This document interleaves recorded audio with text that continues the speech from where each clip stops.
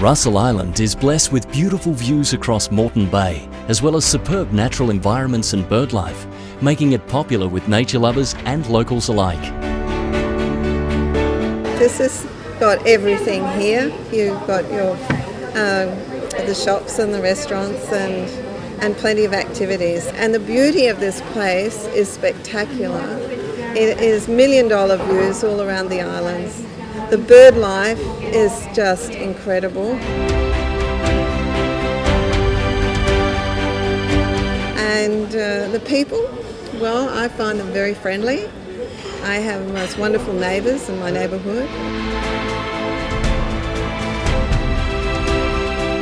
Russell Island Bridge Supporters Group creator Chris moved here 9 years ago with his wife and young family.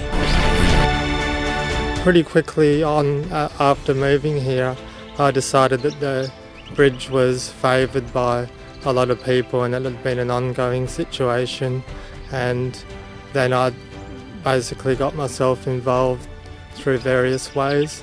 Now, where the Bridge Russell Island Queensland group came into it, we were discussing along due to the popularity of Facebook group, which is called Russell Island Queensland Bridge Supporters. So it basically stemmed from there, initially as a safe haven so that we didn't have to deal with the haters, but since then it's been able to grow into a real good place where people are discussing different ideas as to how we may get to reach the goal that we would all like.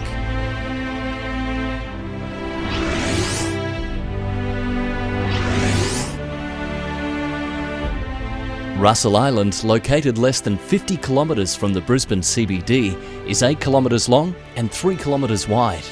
Proposed bridge routes comprising of 2 lanes and a combined foot and bike path would span over the length of approximately 6,000 metres from the southern part of Redland Bay via either Panican Island to the northwestern part of Russell Island, or from Rocky Point to Little Rocky Point on the mainland.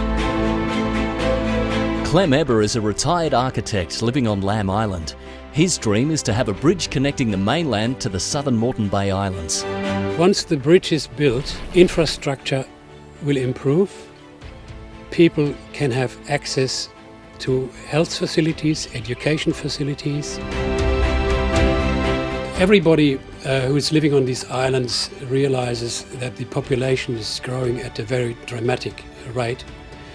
You only have to ride on the ferries in the morning and in the afternoon that you see that the ferries can't cope anymore with the demand. And the same happens with the barges. The barges are totally outdated and they are running at an exorbitant price. The long-term goal must be connecting all islands in the southern Moreton Bay Island group to the mainland.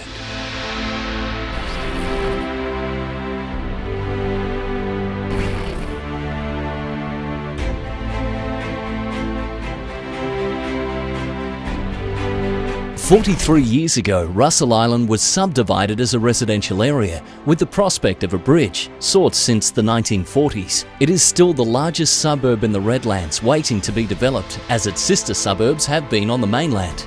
It had long sandy beaches before the 1974 floods and is still one of the most affordable locations for real estate. Sandy Beach and the adjacent Lions Park are a popular destination with the recently started Sandy Beach Sailing and Kayak Club. Although Lamb Island is only 2 kilometres long and 1 kilometre wide with a population of around 480 residents, this friendly island has its own special character and charm. Greg is a professional musician and interpreter, travelling to the city for his work frequently.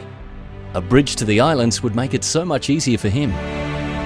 Where would you find a scenery like this, just a stone's throw from Stradbroke Island, and being 40 kilometres, about 40 kilometres from a metropolitan city, Brisbane, those who do not just move here as a lifestyle choice, but want to go to the city to work and return to a quiet, nice backdrop such as this island is ideal.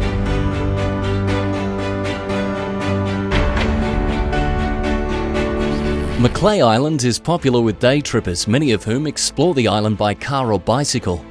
Popular activities include walking the Heritage Trail or just finding a peaceful spot to have a picnic. For daily commuting, you would like to have a choice between transports. At the moment, we only rely on water-based transport, and with an increasing number of people moving out here, it's more and more difficult to sustain that monopoly of transport. So the next logical solution would be a bridge, where it would provide direct transport for people to the mainland.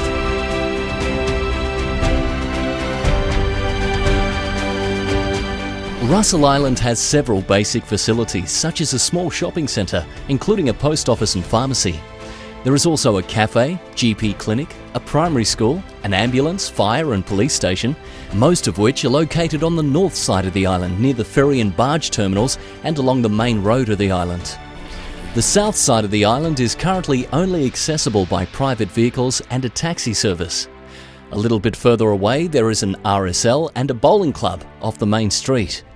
The island also has a library and a public 25-metre swimming pool that opened in 2008.